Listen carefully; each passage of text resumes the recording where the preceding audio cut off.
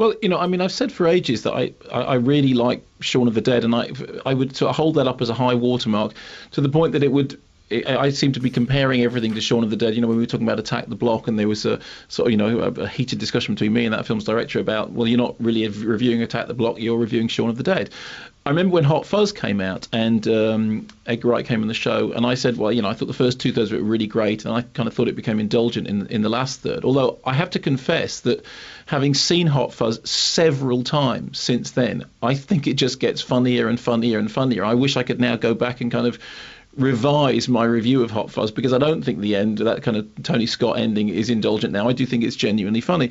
I also really like Scott Pilgrim, which of course, died in its feet as far as Edgar Wright's concerned. It was one of those movies like Howard the Duck that I loved but nobody else appeared to. And I went into this therefore with a certain sense of anxiety. I mean, also, we'd seen Paul recently, which was, the problem with Paul was it kind of felt like it was hobbled by having to make concessions to the mainstream because it had cost a certain amount of money, and it was a science fiction movie that had to do well. Therefore, it had to have some of the rough edges taken off it. And I went into The World's End, I have to confess, almost with a sense that I was going to be disappointed. What a pleasure then to be able to report that I laughed all the way through it. Now, that's not to say that it is not without faults. In the same way that Hot Fuzz had faults, and in the same way that Shaun of the Dead had faults, and in the same way that Scott Pilgrim clearly had faults. But in a way, the faults are part of what I liked about the film. It's funny because what they've done is to sort of create a form of comedy that is as British as anything by Richard Curtis, and they throw an awful lot of stuff at the wall and not all of it sticks. But just in terms of did I laugh consistently? Yes, I did. Did it pass the 6 laughs test? Yeah, very early on it did.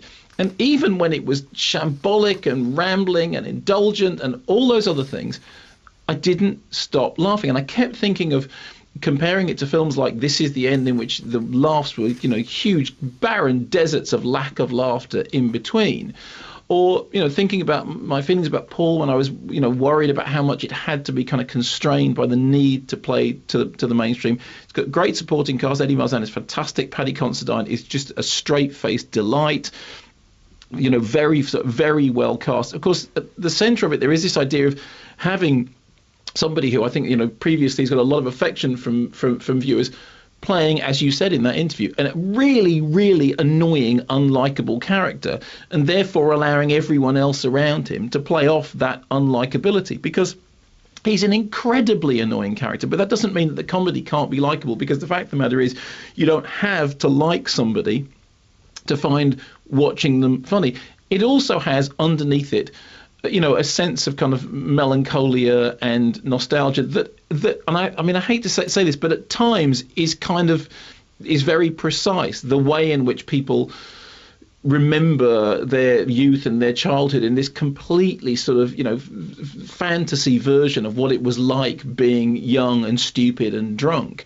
And I mean, there's scenes like them walking down the street in a gang and seeing a gang of kids coming the other way and realizing the distance between them and the kids nowadays. I mean, yes, it's all over the place. Yes, it's shambolic. Yes, there are jokes that don't work. Yes, there are things in it that are just unbelievably indulgent. Did I laugh all the way through? Yes, I did. Was that a relief? Yes, it was. Excuse me, I really object to this. What have I done? Well, if there are any questions to ask, I ask the questions and then you do the answer. You hear this all the time with top BBC journalists. So Gavin Hewitt, fantastic Europe editor, will stand there and go, is this a problem for Greece's bailout? Yes, it is.